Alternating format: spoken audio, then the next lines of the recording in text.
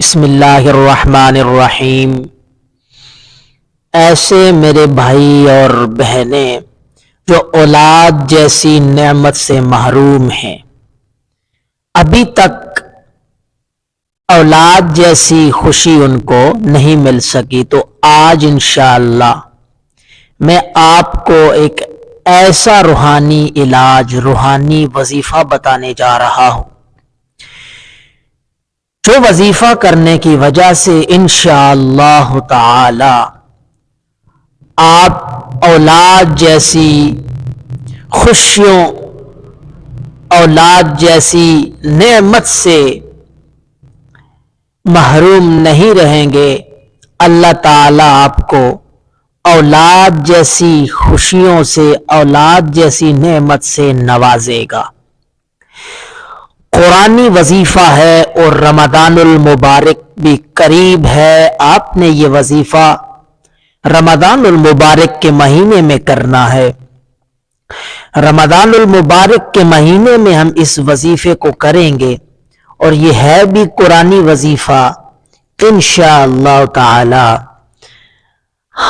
آپ اس وظیفے سے بھرپور فائدہ حاصل کریں گے، اور اس وظیفے کا اور قرآن کا فیض اور رمضان کا فیض آپ کو ضرور ملے گا۔ آپ نے یہ قرآنی وظیفہ جو ہے یہ رمضان المبارک کے مہینے میں پورے یقین کے ساتھ کرنا ہے۔ تو اس وظیفے کا جو طریقہ ہے، اس سے پہلے میری چھوٹی سی ریکویسٹ یہی ہے کہ میرے اس اسلامی چینل جدون آفیشیل کو آپ سبسکرائب کریں اور لائک کریں، اور میری یہ جو اسلامی ویڈیوز ہیں ان کو شیئر بھی ضرور کریں، کیونکہ میرے اس اسلامی چینل سے ہمیشہ کے لیے اسلامی ویڈیوز ہی اپلوڈ کی جاتی ہیں، تاکہ جو لوگ کسی پریشانی میں مبتلا ہیں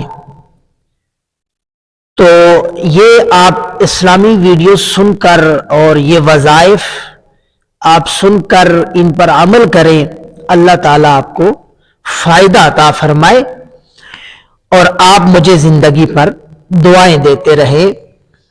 تو آئیں اس وظیفے کی طرف بڑھتے ہیں۔ یہ وظیفہ کیا ہے؟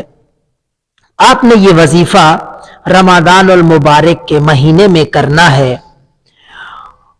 اور یہ ضروری نہیں ہے کہ آپ اس کو پہلے روزے سے ہی شروع کر دیں، نہیں، بلکہ جب آپ کو یہ وظیفہ ملے، جب بھی آپ اس ویڈیو کو دیکھیں، آپ کو اس وظیفے کے بارے میں معلومات حاصل ہوں، یہ وظیفہ آپ کو پتہ چلے، تو تب ہی آپ اس وظیفے کو شروع کر دیں۔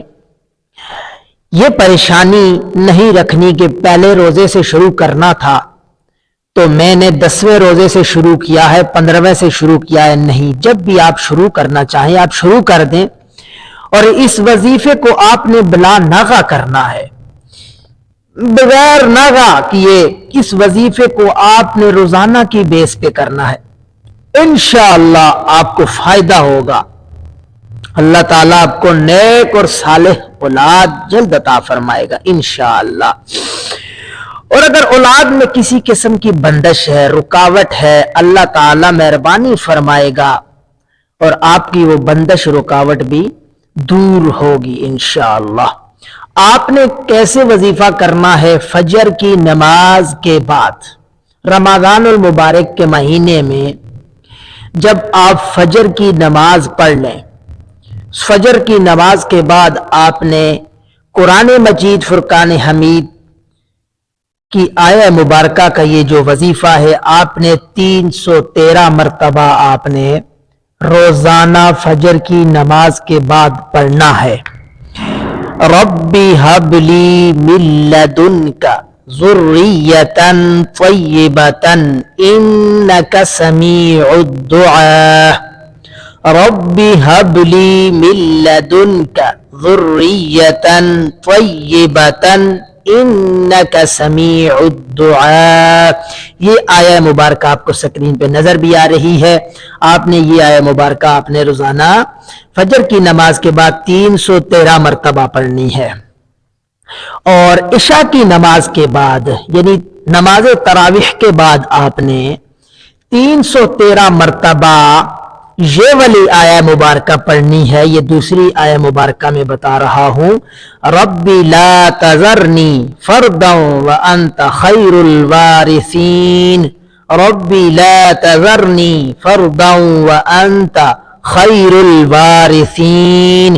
یہ دوسری آیہ مبارکہ ہے. اس کو آپ نے کب پڑھنا ہے؟ عشاء کی نماز کے بعد آپ نے اس کو 313 مرتبہ پڑھنا ہے. اور اگر عشاء کی نماز کے بعد آپ نہیں پڑھ سکتے تو آپ اس کو مغرب کی نماز کے بعد پڑھ لیں، تب بھی آپ کا وظیفہ مکمل ہو جائے گا. اس میں کوئی حرج نہیں ہے، آپ نے مغرب کی نماز کے بعد یہ وظیفہ کر لینا ہے. اور باقی سب نمازوں کے بعد آپ نے ان دونوں آیات کو لازمی پڑھنا ہے، اور ان کو 3 مرتبہ آپ نے پڑھنا ہے.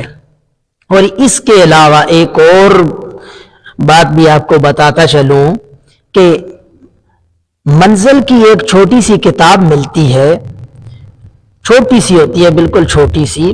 اس میں کچھ مخصوص آیات اور صورتیں لکھی ہوتی ہیں، ٹھیک ہے، وہ آپ لے لیں اور صبح و شام اس کا وظیفہ ضرور کریں.